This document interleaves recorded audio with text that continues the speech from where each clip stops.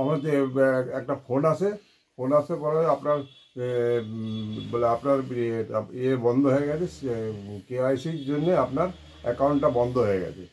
তো আমি বললাম তাহলে কী করতে হবে, বলে আপনি তাহলে এগুলো পাঠান, প্যান কার্ড, আধার কার্ড এগুলো পাঠান। আমি যে ওগুলো পাঠাবো না, আমি নিজেই যাচ্ছি ব্যাংকে আপনি কোথায় বসছেন বলুন, আমি ওখানে গিয়ে দেখা করবো, আর নয় যা হ্যাঁ করবো। আমি ওখানে পৌঁছচ্ছি 11টার ভিতরে। বললো ঠিক আছে, আপনি 11টার ভিতরে পৌঁছন। এতটুকু ওর সঙ্গে কথা হয়েছে। তারপরে আমি যখন ব্যাংকে গেছি, ব্যাংকে গিয়ে দেখেছি আমাকে সব হ্যাক হয়ে গেছে, নিয়ে নিয়েছে।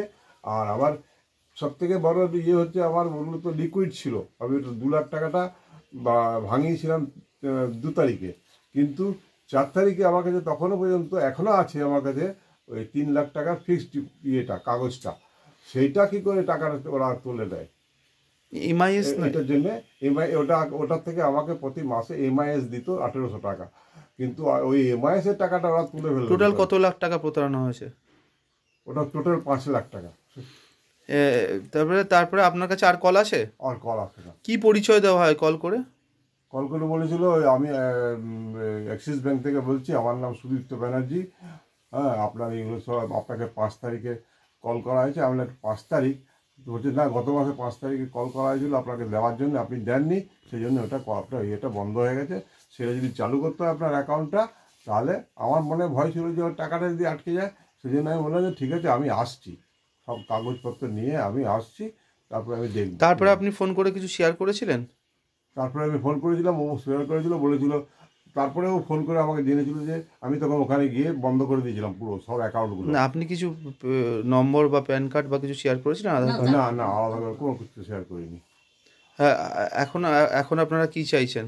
এখন আমরা চাইছি আমার যা টাকাটা আমাদের এই বুড়ো বয়সে, মানে আমার 75-77 বছর বয়স হচ্ছে, এখন এই বয়সে আমি কোথায় পয়সা পাবো আর কোথায় কী করবো? এখন খাবার পয়সা নেই।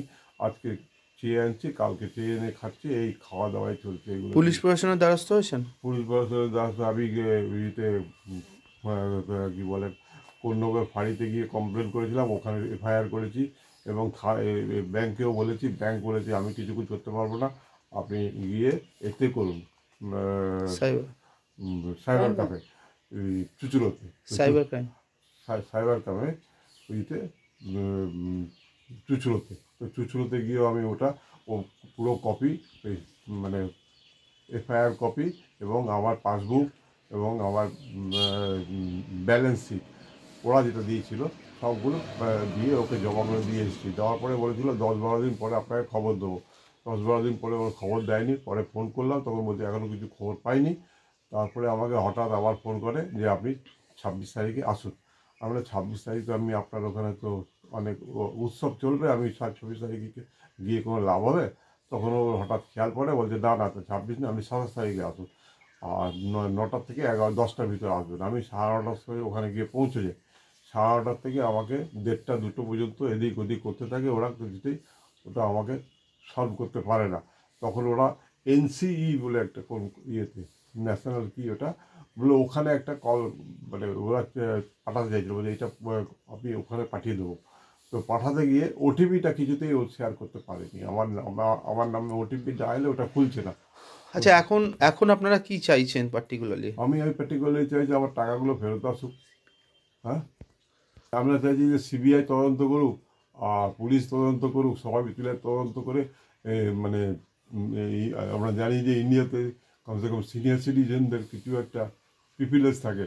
এই সিনিয়র সিটিজেনদের প্রিভিলেজ হিসাবে আমাকে কিছুটা। আপনার নাম? তপন কুমার সেনগুপ্ত। আপনি কি করতেন? আমি বোকারো স্টিলে চাকরি করতাম। এখন আমাদের বোকারো স্টিলে কোনো পেনশন নেই, সেই জন্য আমার এই আজকে এই অবস্থা। এবং ছেলে আছে, ছেলে আমার থেকে আলাদা হয়ে গেছে, ছেলের সঙ্গে আমার সঙ্গে কোনো যোগাযোগ নেই। আমার তো ছাড়া কোনো উপায় নেই। আমার 5 লাখ টাকা ব্যাংক থেকে ফ্রড হয়ে গেছে। কবে হয়েছে? 4 তারিখে। কিভাবে হয়েছে? কোনো কল বা কিছু এসেছিল? একটা কল এসেছিল ব্যাংক থেকে, বলে আমি অ্যাক্সিস ব্যাংক থেকে বলছি, সুদীপ্ত ব্যানার্জি। সেই নাম্বারের বা সেই লোকের অস্তিত্ব পেয়েছেন অ্যাক্সিস ব্যাংকে? না। তারপরে কি হলো? তারপর ব্যাংকে গেছে ও। হ্যাঁ, ব্যাংকে গিয়ে দেখছে আমাদের সব পয়সা শেষ করে ফেলেছে ওরা।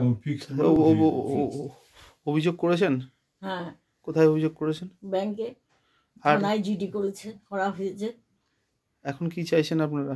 ওটা পয়সাটা ফেরত, না হয়তো আমার তো আত্মহত্যা ছাড়া কোনো উপায় নেই।